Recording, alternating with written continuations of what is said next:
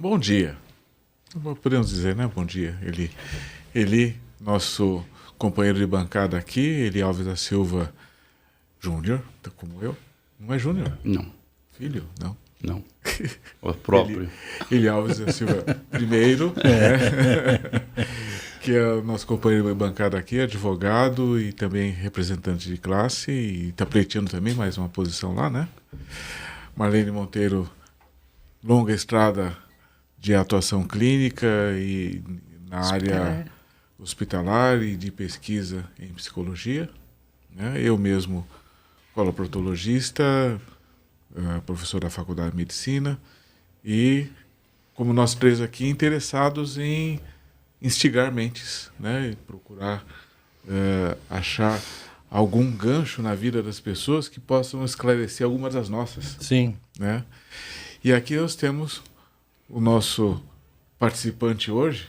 Muito bom dia. José Rando Dias, conhecido como Rando, que é melhor, né? Porque José tem um terço da população quase, né? Quase um terço. E aí ele tem uma trajetória muito interessante, né? Psicólogo, depois comunicador, depois participante da área da educação, tanto como efetivo, como na administração. Sim. E tem muita coisa para contar para a gente. Pois é, agradeço o convite. Muito obrigado mesmo. A possibilidade de promover sinapses, né, da trajetória de cada um de nós dentro de um momento de reflexão é muito instigante, né? Na medida que a gente percebe que cada um de nós temos nessa trajetória toda uma vida envolvida, né? Eu conheci a Marlene há 40 anos atrás, né? Ela já era bonita, assim, permanece. Você tem conhecimento de vidas anteriores, é isso? Pois é. Ele trabalhou já vem no de... hospital. Ele trabalhou no hospital, onde eu trabalhava também, né? Exato. E aí a gente comunga de algumas pessoas em comum, né? Outro dia eu estava conversando com a Janete, que é a nossa amiga em comum. Ela falou assim, tem uma psicóloga que ela é muito boazinha, ela deu 3 ou 4 características. Eu falei, não é a Marlene Monteiro, não? Ela falou, você conhece? Eu falei, eu conheço. Então não sei se ela se lembra de mim, mas eu a conheço. E é assim, estamos nessa trajetória e tendo a oportunidade de conversar a respeito de alguns assuntos, né? Eu estava vendo um podcast do Drauzio Varela e ele estava dizendo como é que o convidado dele em questão conseguia tempo para uma atuação, digamos assim, bastante social, né? Aí o convidado, peço desculpa, não vou lembrar o nome da pessoa agora, disse o seguinte, olha, eu sou apadrinhado de militante, Jesus era militante. Então quem tem Jesus como líder tem que ter ideologia. E eu concordo realmente, né? A gente precisa ter a ideologia, o pensamento de unir pessoas, unir grupos, né? Formar situações de conversa, de debate de ideias, porque senão a gente vai ficar, né, naquele risco que nós temos, né? O governo terceiriza em alguns pontos e acha que não responsabiliza mais, tem que responsabilizar sempre. E ninguém pode terceirizar o próprio pensamento, tem que ter opinião própria, né? Essa é a ideia, né? Também. Aí eu faço assim uma provocação. Né? Sim. Assim, lá no começo do contato de vocês, né? O cenário político, social, global era diferente de agora, né? São 40 anos, isso década de 80 ou década de 90. E a sua trajetória foi de ampliar o conhecimento, ampliar o seu leque de possibilidades. Sim. Como é que você vê o seu movimento e o movimento da sociedade? Que paralelo você pode dizer? Então, nós somos assim de um momento, eu não vou falar da época, que senão envelhece a gente, nós somos de um momento que a formação universitária é um sonho para cada um de nós, né? E eu me lembro uma vez que eu fui a um dentista, doutor Ubiratã, ali em Santa Cecília, ele falou assim, olha, a minha filha foi para os Estados Unidos e ela ficou impressionada, porque lá eles não têm esse contexto de faculdade, eles querem terminar o ensino médio, arrumar 2 ou 3 empregos, porque lá eles têm essa possibilidade, e eles já se dizem satisfeitos. Eu achei aquilo um desaforo tão grande, né? Pensando principalmente em questão de América, né? E hoje, infelizmente, como educador, como pessoa que observa a sociedade, a gente lamenta que esse propósito de faculdade já não esteja tão presente como antes, apesar de ter tantas, né, facilidades, né? A gente percebe, por exemplo, que existe até o ensino à distância, mas em contrapartida parece que as pessoas querem distância do ensino, né? Não estão muito interessadas, né, na formação, porque é algo apaixonante. O conhecimento nos mostra que é uma vida toda para desvendar, para conhecer, para saber. Então, quando o senhor estava colocando a questão da trajetória do tempo da gente, eu lembro que um dia eu saí do HC e eu peguei o metrô e estava todo mundo assim com bandeiras do Brasil nas costas, porque ia ter o comício das diretas já. Olha. Era bem naquela época, bem naquele tempo, né? A Constituição de 88, por aquela época tinha toda aquela questão na Sé. Era uma efervescência, uma expectativa muito grande. E hoje a gente percebe que talvez até por uma questão de distanciamento desses valores, essas novas gerações não comungam muito dos mesmos valores, né? Quem sabe a gente possa, na possibilidade de discutir e de apresentar, né, ter alguma referência nesse sentido, né? Então, aí, o que mudou de lá para cá, assim, em termos tecnológicos, é vou pôr entre aspas, sim, o acesso à informação. Sim. Né? Certo. E isto faz uma diferença e dá uma certa ideia de bem-estar, né?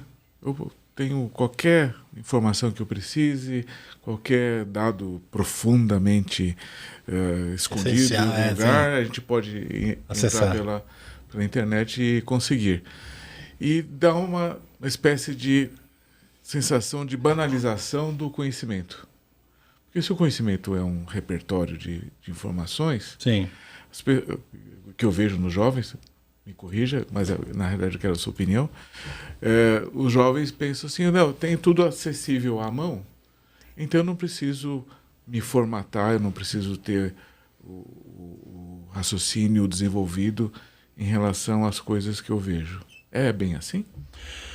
Há momentos que o formato impressiona mais do que o conteúdo, né? A gente percebe isso, né? Quando a gente lembra que existia a Barça, né? Que era aquela questão da enciclopédia que as pessoas tinham na sala e mostravam com grande orgulho eles um conhecimento, né? A gente percebe que, de fato, a logística da coisa mudou muito, né? Mas, em contrapartida, isso foi inclusive um debate quando eu fiz uma especialização em psicopedagogia. Havia uma questão muito assim, intensa de um grupo que a gente se colocou no AC e o DC. E talvez o pessoal possa falar antes de Cristo, depois de Cristo. Não, antes do celular e depois do celular.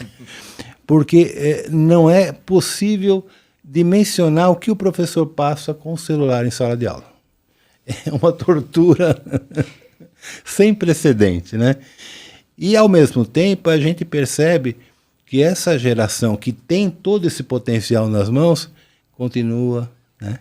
Tem tudo e não tem nada. Não tem tudo e não tem nada, porque se você não tem foco, eu falo assim, começamos navegando na internet e acabamos, né, naufragando, porque fica perdendo tempo, né? Uma coisa assim absurda mesmo, né? E não tem tempo para nada, não tem tempo nem para refletir, para pensar, o tempo é a nossa moeda mais importante, né? O tempo, porque né? daí você, se tinha tempo para conversar, se tinha tempo para tomar um café, se tinha tempo para poder sair.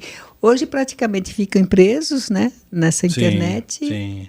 Não tem tempo para nada. Mas a gente tem que lembrar também que as grandes corporações que lidam com informações na internet, eu estou falando aí principalmente as big techs americanas, Sim. Eles têm altos executivos só dedicados à fidelização momentânea do usuário. Então, eles recebem bônus quando o usuário, ao invés de olhar uma informação e sair, isso levaria alguns minutos, ele ficasse 20 minutos, ou meia hora, ou uma hora, e há estratégias corporativas para isso. Eu queria só colocar uma questão muito nessa linha de pensamento. A duração da aula de 50 minutos, né, tem uma construção muito interessante, né? No começo do século XX, chegou-se à conclusão que um adolescente em questão conseguia ter atenção por 50 minutos. né? Então a gente troca de aula, uma coisa ou outra, ou até mesmo naquela situação, né, de pausa para respirar, digamos assim, 50 minutos de aula. Fizeram uma nova pesquisa a respeito.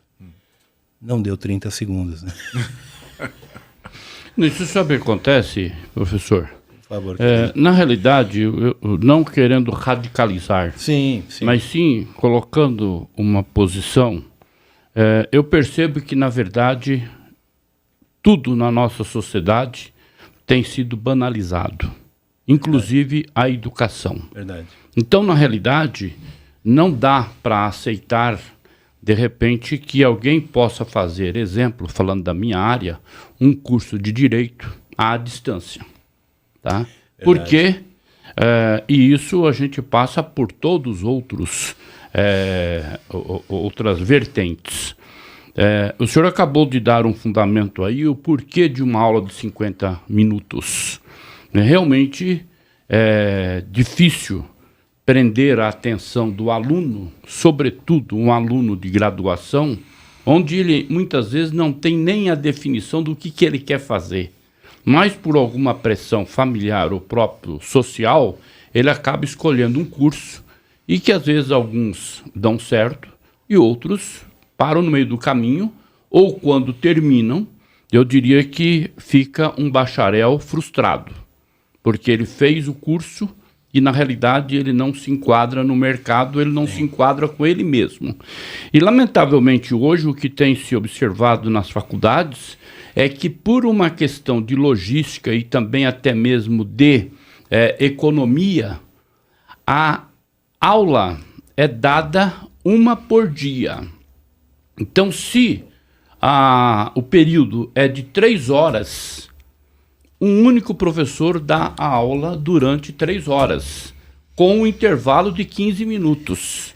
Quer dizer, então, isso que o senhor está falando, que lá atrás chegou-se à conclusão que poderia se prender a atenção do aluno em 50 minutos, imagina hoje com 3 horas. Tá? É evidente que esse aluno vai se divertir ou vai se distrair através do celular.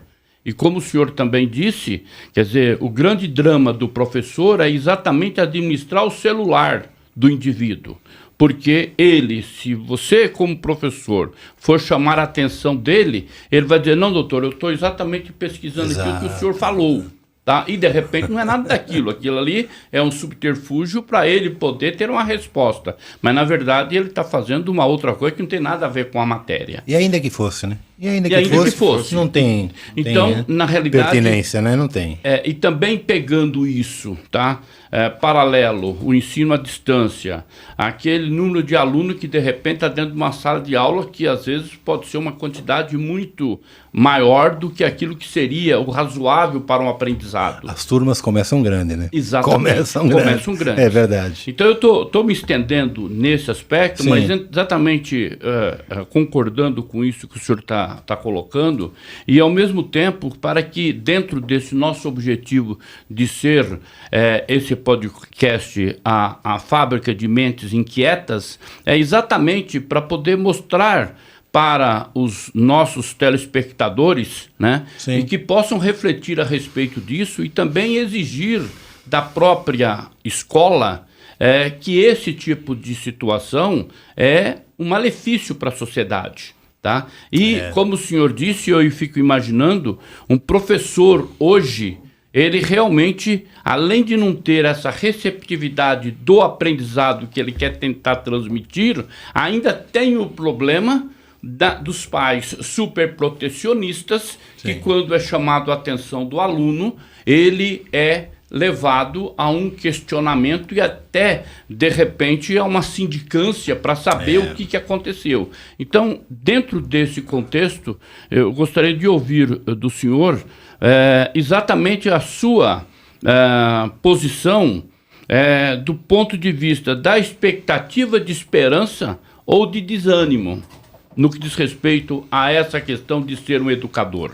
Professor Rando, vou fazer um suspense, diga. Eu já ia pedir para também entrar em outras questões, né? Não só essa modificação toda da sociedade ou da escola, mas também na família, também entrar na questão espirituais, né? Que a gente já tinha discutido alguma coisa, nessas angústias que estão surgindo, nesses medos que a gente está tentando aí levantar. Eu vou fazer um suspense, que é o seguinte, já que o doutor Eli já fez a menção ao nosso podcast Fábrica de Mentes Inquietas, eu peço a você para fidelizar a nós, né, os nossos espectadores. Perfeito. Né?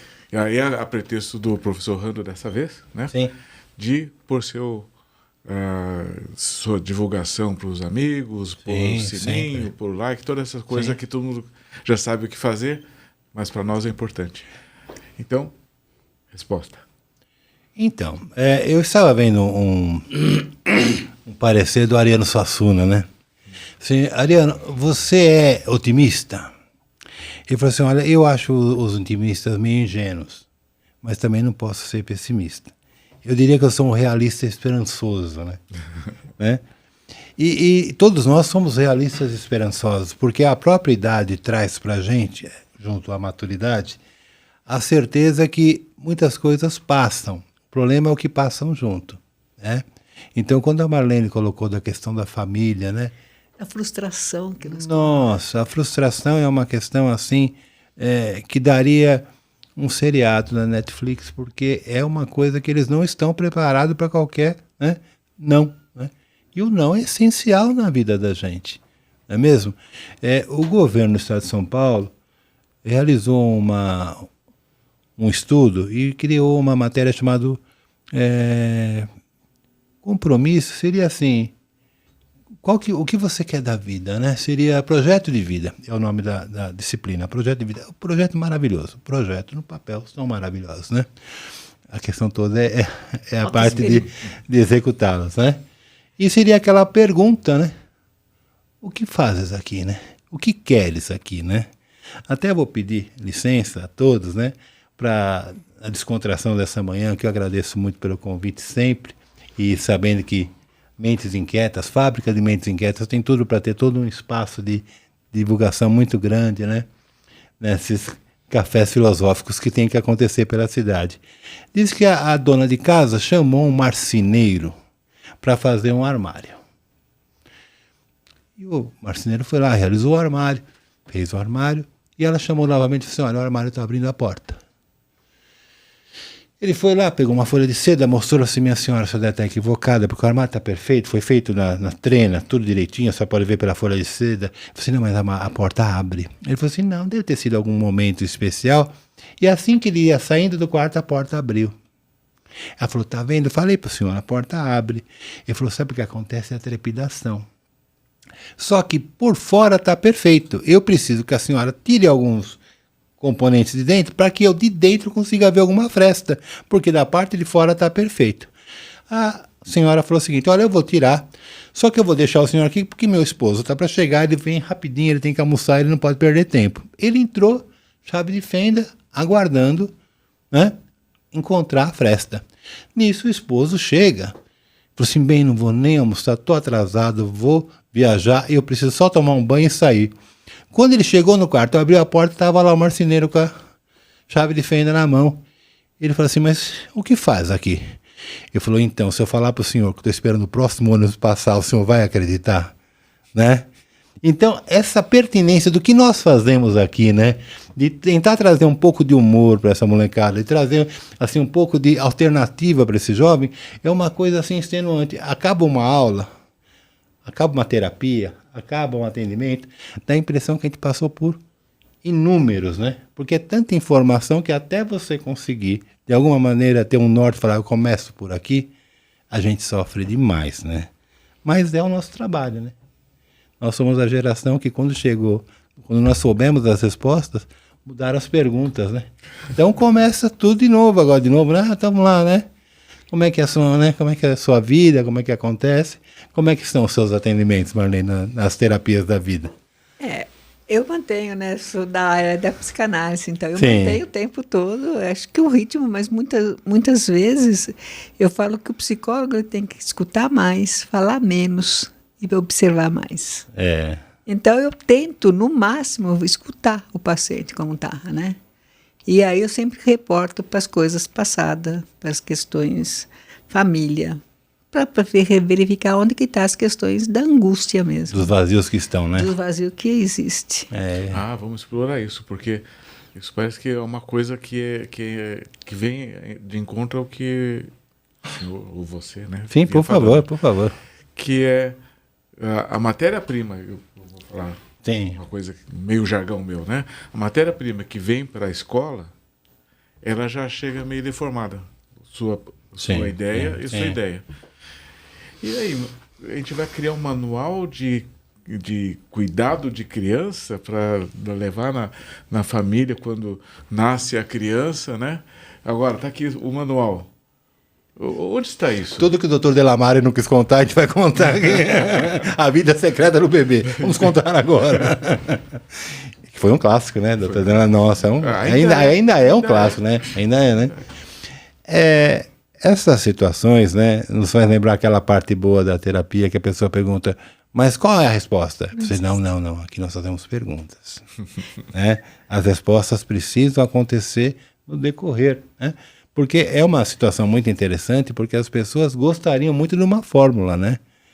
Mágica, né? A magia, tudo é mágico, tudo é mágico. Pegar aquilo que eu já pegar as coisas prontas, né? Como eu falo, vem numa caixinha e aí você vai tirando o que você quer, né? Sem erro, eu quero isso, eu quero aquilo, nada tem que ser pensado. E aí, por isso realmente mentes inquieta, né? E o objetivo do nosso encontro é fazer com que as pessoas comecem a refletir sobre qualquer coisa, sobre essa caneca, o porquê da caneca, sobre esse microfone do porquê. Né? O que está por detrás? Se a gente começar isso na infância também, fazer com que a criança comece a questionar e a pensar. A criança até começa. Por que isso? Amanhã não enche o saco. Por que aquilo? Não, para de falar. Não, tem que explicar para ver se, sabe, cada vez mais ela começa a questionar e não ir cortando talvez algumas coisas. Tudo começa na infância mesmo. Sim. A nossa educação está lá. Sim. Né? E acho que se perdeu um pouco dessa educação. Você concorda comigo?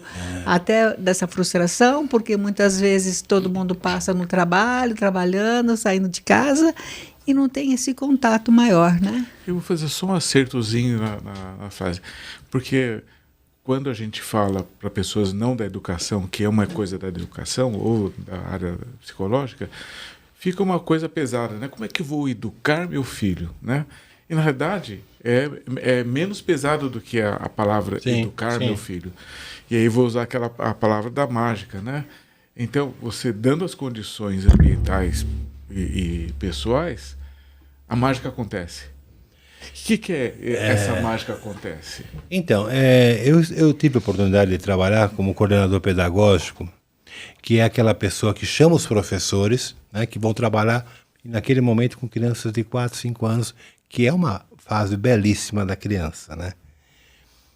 E eu falei assim, olha, tenhamos atenção ao planejamento, a tudo que foi combinado, mas uma situação em especial.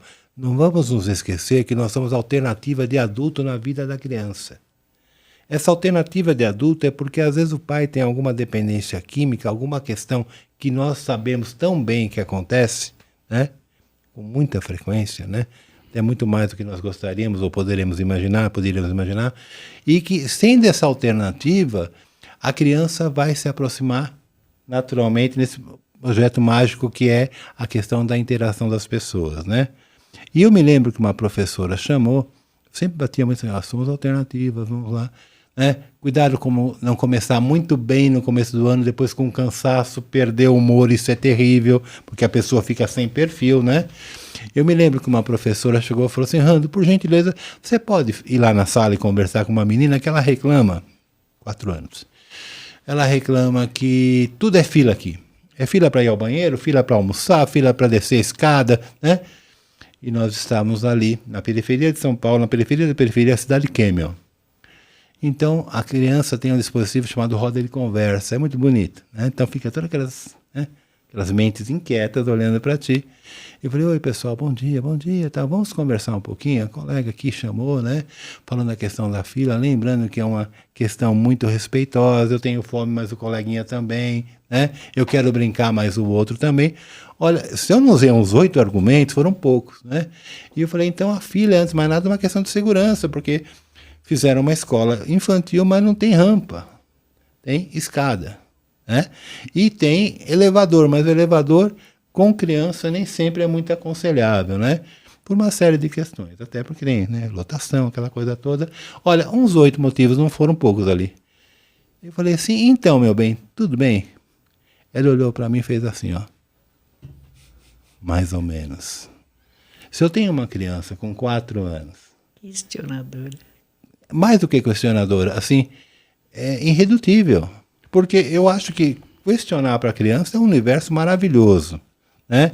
Mas quando a criança já está nesse momento irredutível, aos 15, o que não estará fazendo essa simpática menininha, né, que foi atendida por nós, né? E o que aconteceu? Passou-se uma semana, perguntei para a professora, ela disse, não, a mãe veio e retirou ela da escola, a escola não estava dando liberdade para ela pensar do jeito que ela quer pensar. Então nós temos essas mudanças, né? Então eu troco de médico, eu troco de advogado, eu troco de analista, mas assim, eu mesmo não troco. Eu continuo sendo a mesma pessoa, e aí não, né? Não há como ter sucesso fazendo sempre as mesmas situações iguais, né? Não tem como, né? Penso assim, né? Essa seria uma provocação para os jovens. Sim, sim. De ensino.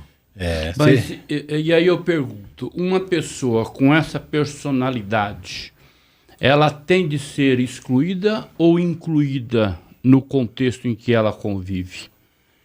Então, a liderança é uma situação muito interessante, né? A gente vê que Hitler, a seu tempo, foi um grande... Ele não só tinha oratória, ele tinha a retórica, né? Ele convencia o que dizia, né? E a gente tem muito receio na psicologia, na questão das pessoas que convencem, né? Porque há pessoas que querem ser convencidas, né? É mais fácil, é mais cômodo, né?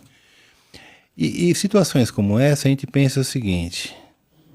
Se não houver, né, no aconchego do lar, se não houver oportunidades, né, de acolher pessoas, não se visita mais ninguém, né, gente? Isso faz muita falta, né? A visita era algo assim, um momento diferenciado na vida da gente. Era quando os nossos pais, né, melhoravam o humor. Eu, quando criança, torcia para ter visita, porque minha mãe era de um mau humor intenso, mas quando tinha visita, ela ficava legal. Falei, Deus vai me mandar uma visita hoje, com toda certeza. E nessas oportunidades fazer algum trabalho, alguma questão social, uma ida a uma clínica de queimados, alguma situação em que a criança ou adolescente possa perceber que a realidade não é tão cômoda, não é tão confortável, não é tão agradável como ele pensa, né? Você está falando de novo da frustração, né? Da frustração, com certeza. As crianças também sentirem, né? Desde o começo, né? Porque quando não acatam o que eu penso, automaticamente é contra mim. E não é isso, né? Não pode ser isso, né? E também tem um outro aspecto do comodismo de quem educa, eu diria sobretudo dentro de casa, porque o sim é mais cômodo do que o não. Quando se concorda com a criança, não precisa dar muita explicação. Agora, quando se diz um não, aí tem que explicar por que daquele não. E dentro dessa sociedade que nós vivemos na atualidade, quer dizer, de uma correria constante, de repente o pai não consegue ver o filho, porque ele sai de manhã, o filho está dormindo, quando ele chega de noite o filho já está também já prostrado lá. Já adormeceu. E isso acaba não tendo essa possibilidade. E quando tem essa possibilidade de repente, dizer o não dá tempo de responder por quê. Então acaba abrindo a guarda e deixando que se faça. E aí entra nessa questão da falta de frustração, que evidentemente é um elemento negativo do ponto de vista da formação da criança e do adolescente, consequentemente do adulto. Então, às vezes, de uma forma sem perceber, os próprios pais, ou seja, dentro de casa, já está mal educando. A gente percebe isso com muita frequência e com um certo agravante na questão de filhos únicos, né? O filho único também é um capítulo muito delicado, né? Na medida que nós fomos pessoas que desde cedo acostumou a dividir com muita facilidade. Outro dia eu pensava que se não fosse o papel da escola, muitas das nossas crianças não saberiam mais brincar. Porque o brinquedo, além de ficar no meio do caminho e provocar bagunça, ele não é aquilo que o pai quer brincar junto, né? Então, por exemplo, quando se coloca uma animação, um desenho, alguma coisa para a criança assistir, é essencial que a gente assista junto, né? Cria um vínculo fantástico nesse sentido. E não se vê a presença do adulto, né, do pai, do responsável, né, de quem deveria estar ali, de alguma maneira, monitorando o que está sendo passado, né? Em alguns excessos, porque os desenhos também são violentos, as questões, né, as linguagens são diferentes, né? E precisa ter alguém que fale assim, não, isso não foi legal, não é assim que se faz, né? Então tem tudo isso, além das questões das frustrações, tem os agravantes. Eu moro em lugares pequenos, em apartamentos pequenos, não tenho espaço para receber ninguém, então isso para mim já é uma boa desculpa. Eu nem faço comida, peço, né, alguma coisa, e tudo isso deixa toda aquela nossa tradição perdida, que é muito importante, que tem muito valor, né? E dentro disso, o senhor visualiza alguma perspectiva de mudança nesse comportamento, ou dentro daquilo que o senhor já falou, a gente tem uma esperança, tá? Que também pode ser uma esperança frustrante, porque, a rigor, a gente, na medida que vai passando o tempo e a idade, a gente vai ficando menos tolerante, vamos dizer assim. E, obviamente, que a expectativa, a esperança, ela realmente vai diminuindo esse espaço no comportamento da gente também. Sim. E aí, eu te pergunto, quer dizer, na sua posição, com toda a sua formação de educador e com todo esse cabedal de conhecimentos, qual é a sua visão de futuro a respeito desse contexto? Doutor, quer dar um pitaco também? Incremento na pergunta. Na verdade, assim, ele deu voz ao que a gente tem de preocupação. Eu estava pensando aqui, falei, vou fazer uma coisa que às vezes eu faço aqui nesse nosso programa, que é falar no mundo ideal, né? No mundo ideal. E o senhor com a pena, com a caneta na mão, né? Como é que o senhor desenharia a satisfação dessa nossa esperança de que as coisas, não como saudosistas, que era para ser desse jeito e não é. Não, mas a gente tem a realidade de hoje, o senhor conhece bem de perto. Sim. Nós conhecemos bem de perto no 3º grau, né, e na pós-graduação, que sofre as consequências deste desencaixe, vamos pôr, entre cenário atual, né? O cenário atual. Isso. E a gente fica sofrendo aqui, fala, mas o que a gente pode fazer? A gente joga a bola para eles, fala, bom, o que é que eles deveriam ter feito? O que eles poderiam ter feito? Mas aí a bola vai para a família, né? A família que devia ter feito alguma coisa lá no começo, né? Tem uma série de outras questões, né? Não é só família. Tem uma família, tem a escola, tem a gente ansioso lá no 3º grau ou depois na pós-graduação. Mas aí no mundo ideal, o senhor com a caneta. Então, Marlene, tem um texto muito bom na pedagogia, pergunta de quem é a bola, né? De quem é a bola? O texto é bem essa questão, né? É a culpa da família? Não, mas a família não tem culpa, né? A culpa é do governo? Não, mas o governo fez por bem, né? Aquela situação toda, né? Algumas situações que a gente observa estão clamando por mudança, mas uma mudança que é muito mais do que estrutural, é a maneira como as pessoas acessam o serviço, né? Então, imaginemos aqui que todas as religiões, cada um na sua crença, na sua convicção, são aquários, né? E nós temos que lembrar que Deus é o conjunto de todos os oceanos, né? Muito mais que qualquer um daqueles aquários, né? E que nos templos, nos terreiros, né? Nos centros espíritas, todo mundo é muito bondoso, simpático, agradável. O problema todo está na Radial Leste, às 7h30 da manhã, porque existem algumas faixas que, né, a Nossa Senhora das Multas nos avisa que é bom cuidar, né? E isso tudo nos fala o seguinte, vocês se lembram de um programa da TV Cultura chamado Vox Populi?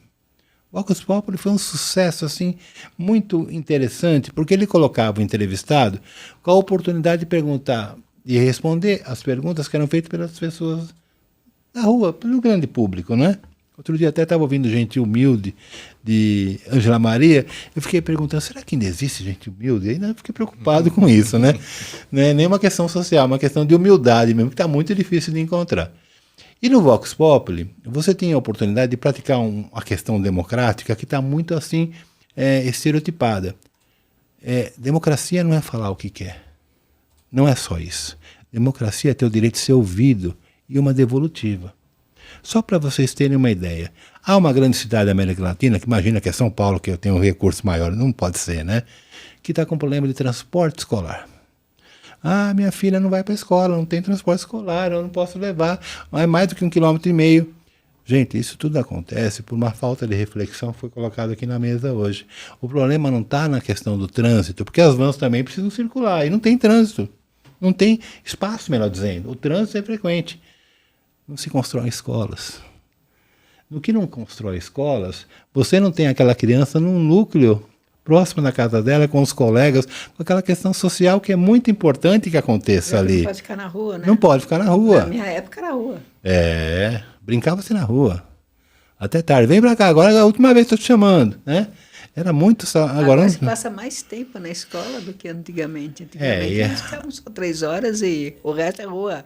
E a polêmica toda é a tal da ilha de Marajó, em que o pessoal fala que tem prostituição. Se fosse só lá, quem sabe um esforço concentrado, né? Mas é lá o Brasil todo e muito mais, né? Então é muito difícil que a gente vê, né? Para não sair pela tangente, eu penso que precisariam acontecer 3 questões, né?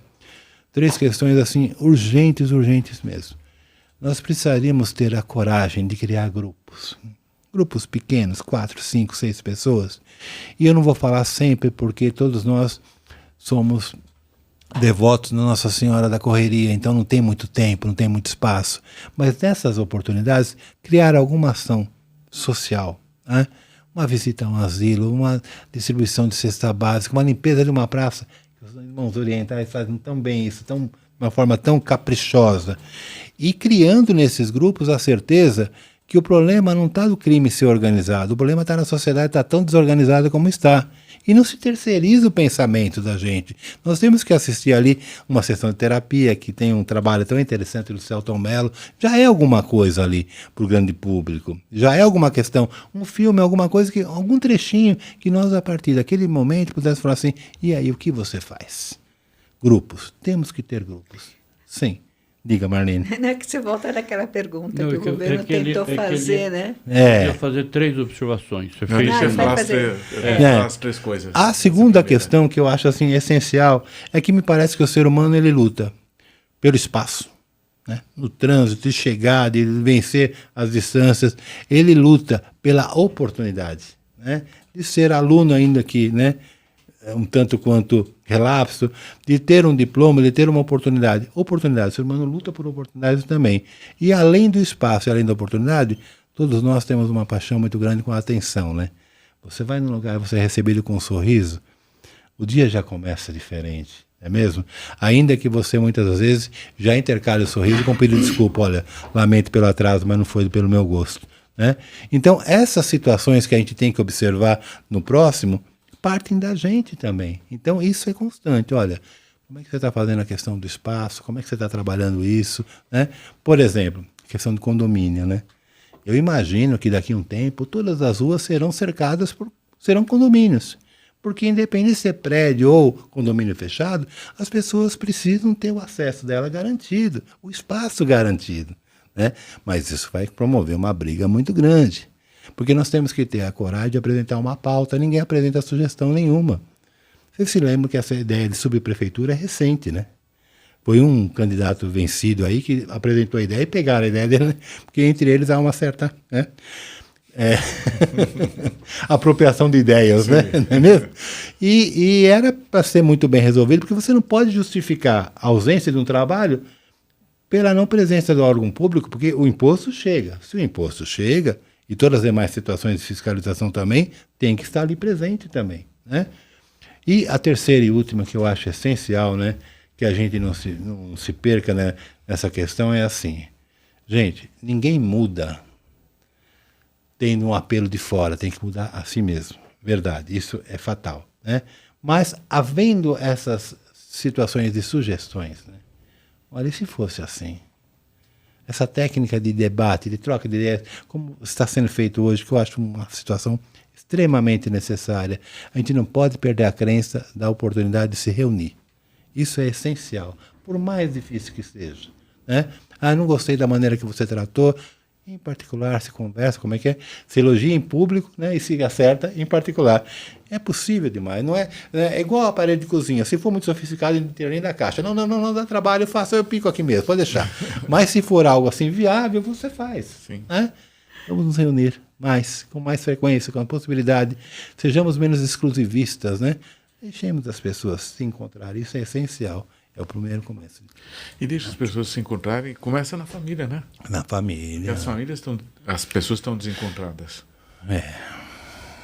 Eu Tem tenho. muito trabalho, né? Não, mas eu quero dizer o seguinte, aí vem uma questão de princípio, aí vem a questão realmente de origem familiar. Falar nisso que eu vou falar agora pode ser, para alguns, de repente, uma coisa retrógrada, uma coisa muito conservadora. Mas eu, por exemplo, tenho 2 filhos hoje, né? E meus filhos pedem benção para mim. Sim. Tá? Quer dizer, quando ele, de repente, hoje minha filha é casada, tem um neto, tá? E ela, toda noite, ela me telefona, benção, pai. E o meu neto, que tem 1 ano e 2 meses, ela fala, Lolo, pede benção pro vovô, tá? Lógico, ele não fala ainda, né? Mas então manda um beijo pro vovô. Ele, né? Quer dizer, então, o meu filho, que está em casa, quer dizer, quando ele não faz isso espontaneamente, né? Eu vou até o quarto dele. Filho, eu vou descansar, vou dormir, tal. Benção, papai. Deus te abençoe, tal, dorme com Deus, tal. Então, quer dizer, são algumas coisas que, na realidade, para alguns pode ser algo banal, vamos dizer assim. Mas é exatamente com essa preocupação. E aí eu dou mais um exemplo. Meu neto, quando vai em casa, eu faço questão, tá, na medida da oportunidade, de dar banho nele. Tá, então eu levo ao banheiro, eu tiro minha roupa, tiro a roupa dele, dou banho nele, tá? Naquele contato ali, deixo ele brincar com a embalagem de shampoo ali, sim, tal. Na hora que ele está pronto, eu grito minha filha, ela vem com a toalha e pega ele e o leva para trocar. Mas, quer dizer, esse tipo de situação, eu não estou aqui querendo ser exemplo para ninguém, mas estou dizendo que é exatamente esse contato físico. E o que eu falei a respeito da falta de tempo, eu acho que o tempo é uma questão de prioridade. Sim. Se você define, sim, prioridade, você define o tempo, sim, também. Sim. Então, a rigor, essa é a situação, só para poder exemplificar em termos concretos a situação. Não, verdade, enriqueceu bastante, sim. Você ia falar? Não, eu ia voltar a um assunto que ele falou, que o governo realmente fez até uma coisa bonita para dar espaço para as pessoas falarem. E também sugeriu isso, que uma das coisas realmente é as pessoas se comunicarem. Sim, né? Precisa. Né? É poder dar oportunidade para escutar o outro, que hoje em dia todo mundo quer ter razão. Todo mundo acha que sabe mais que o outro. Né? Eu participei de uma reunião uma vez, e reunião de, digamos assim, planejamento anual de escola. E a questão toda era passeios escolares, porque concomitante a um calendário escolar, é importante que exista um calendário cultural. Né? O que vai acontecer tal mês, tal. E aí uma mãe falou assim, dá licença um pouquinho, eu queria deixar clara uma situação. A única oportunidade que eu tenho de passear com meu filho é quando a escola leva e permite que os pais vão juntos. Eu fui ao zoológico, eu nunca teria ido ao zoológico sem que a escola tivesse me levado. Então, essas ideias de dificuldade que temos são muito maiores do que a gente consegue mapear num primeiro olhar. Porque as pessoas também passam por constrangimentos muito grandes, né? Então, essas questões de aproximação, que são essenciais, né? Bem como criar situações de aproximação, faz com que a gente tenha uma atenção muito grande com a ideia, com a necessidade e a ideia de necessidade do próximo. Porque se a gente não conseguir fazer isso, a gente faz tudo aparentemente perfeito, mas não tem a essência, né? Então, eu me lembro que outro dia a minha filha conclui na Santa Casa da Misericórdia aqui em São Paulo a medicina esse semestre. E ela estava... Obrigado. É uma situação que, nossa, ser médico sofre muito, né? É a vida inteira. Não é só na faculdade.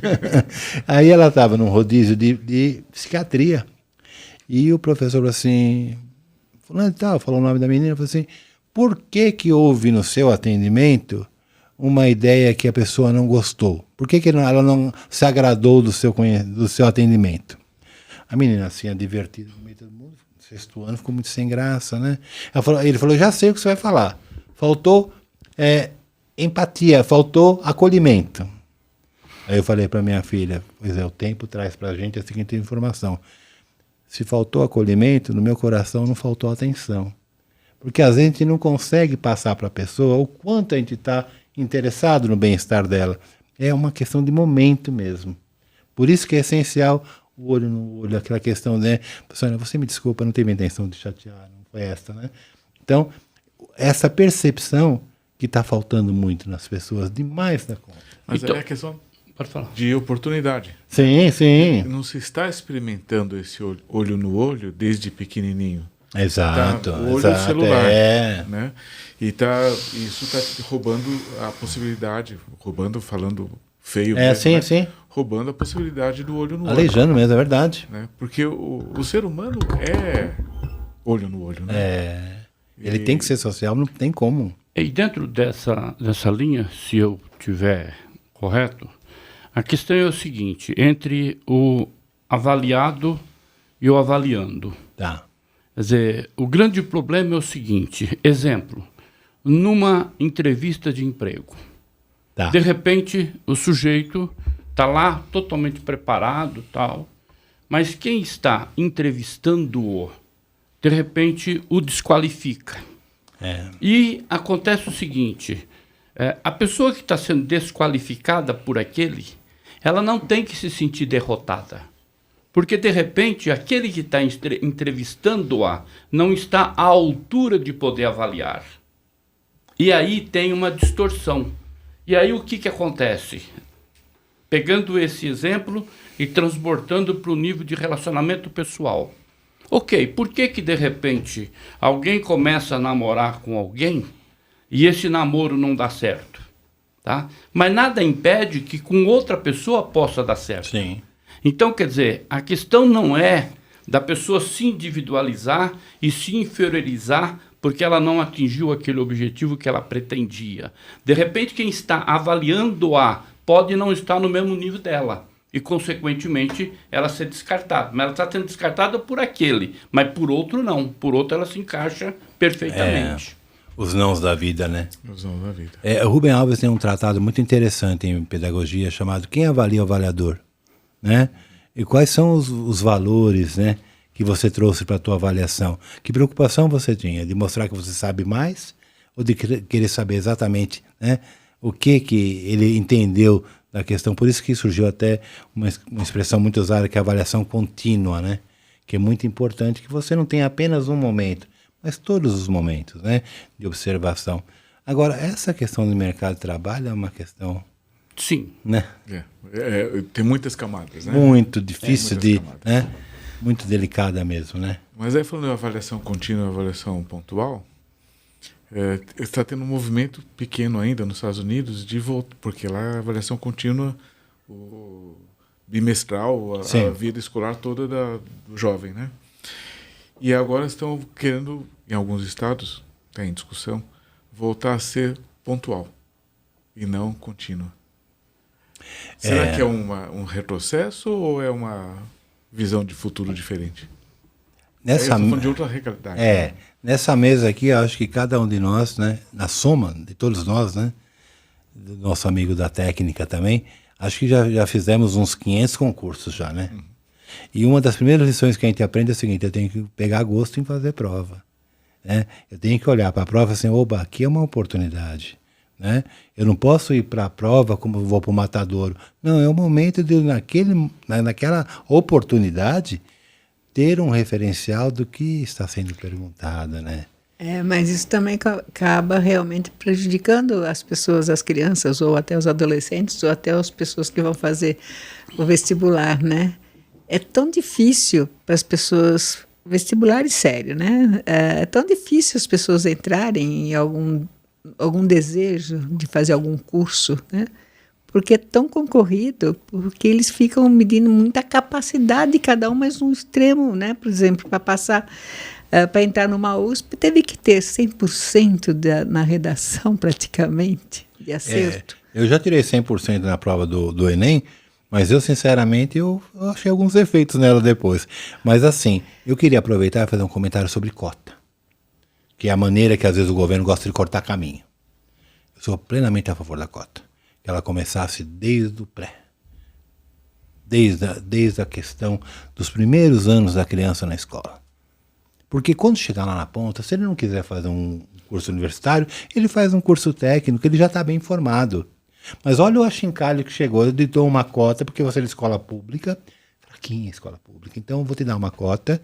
E outras questões sociais, incrementa essa questão, porque a gente nunca vai conseguir se tratar bem. Isso é horrível, isso não tem cabimento. Isso é dividir para poder melhor governar, é uma técnica antiga, né? Os colonizadores que chegaram aqui na América fizeram a mesma coisa. Então, quer fazer cota? Desde o começo. Desde o começo. Ou antes do começo, talvez. Eu acho que antes de colocar algumas limitações, né? É que quando nós éramos criança, nós não tínhamos assim, preto era preto, branco era branco, japonês era japonês, gozação era gozação, sabe? Cada um tinha um apelido, são vários apelidos, e todo mundo tentava levar isso normal, e estava todo mundo brincando. Um brigava com o outro, um saía de um tapa do outro, mas estava todo mundo numa boa. Hoje não, qualquer coisinha que acontece já é bullying, já é racismo, já é não sei o quê. Antigamente não, nós convivíamos com todo mundo de uma maneira mais saudável. O que sabia, o que não sabia, um ensinava o outro. Era assim. Mas aí o clima mudou, né? O clima Porque lá mudou. Nessa época, né? A relação era olho no olho, né? Hoje é olho no celular. Então, quando olha no olho e chama de preto, de negro, de sei lá, qualquer coisa, é uma oportunidade única e tem que ter uma manifestação única. Ou coisa parecida. Né? Não faz parte do dia a dia brincar com a cor, com a sexualidade ou com tudo, né? A conformação do corpo, né? O Jô Soares falava assim, olha, o politicamente correto vai acabar com o humor, né? O Jô Soares falava isso, Sim, né? porque você não pode fazer nada. Nada mais pode brincar, né? Aí tem mais. pessoas que julgam que pode dar pitaco na questão de palestinos e judeus. Gente, melhor não, né? Não é pura, é muito diferente. Se num prédio o condomínio já briga, deixa pra lá, gente. Vamos tentar compreender a coisa por outros prismas, por outras ideias, né? Ideias. Não tem como, né? Talvez pelos conceitos e não pelos preconceitos. E principalmente com aquilo que cada um dos lados tenta justificar como razão. O que estão vivendo, né? Isso que estão vivendo, e há anos, né? É uma coisa que, sei lá... Histórica, cultural, histórica, né? cultural. Visceral, né? Não, e todas essas questões que evidentemente vão aflorando e vão surgindo, elas também têm uma questão daquilo que dá Ibope. Então, mas com certeza, é verdade. Aquilo que dá Ibope, então existe uma concentração maior da própria imprensa para poder ir nessa onda.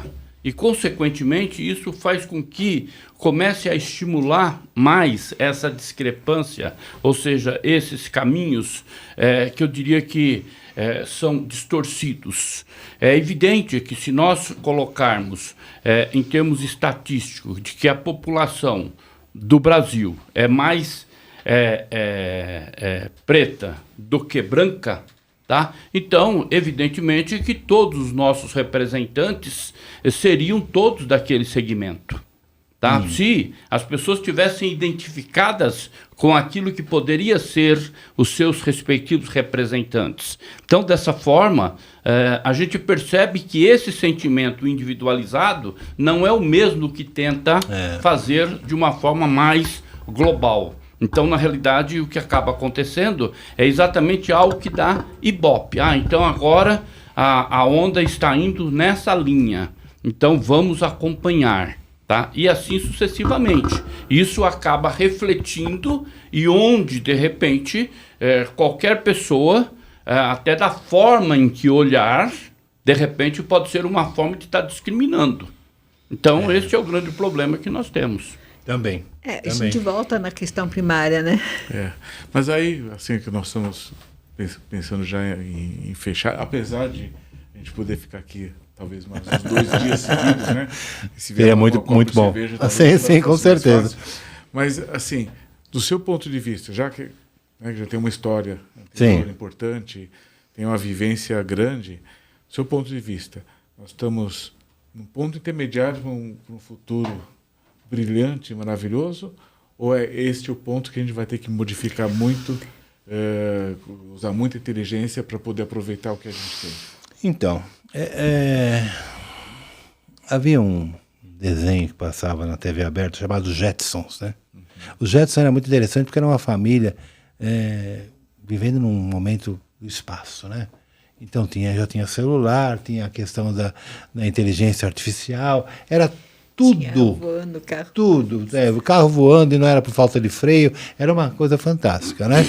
E a gente cresceu com essa perspectiva que o progresso, melhor dizendo, o futuro ainda ia chegar como um todo, e não foi assim que aconteceu, né? Ele veio chegando gradativamente, e quando você viu, por exemplo, a internet tirou o emprego de muita gente, ninguém comentou nada, né? Até porque quando você tem um home office, você não precisa de toda aquela estrutura de um espaço físico, né? Então, quando você percebe, está feito o omelete e ninguém viu para onde foram os ovos, está ali feito. Essa pergunta que você coloca é essencial, porque é assim, quando se pega uma fruta e ela está começando a ficar prejudicada, mesmo que você tire aquela parte que está prejudicada, você percebe que o todo já está comprometido. Então nós chegamos num momento da civilização em que as coisas precisam de uma postura imediata. Mas esse imediato é assim, para o dia a dia mesmo.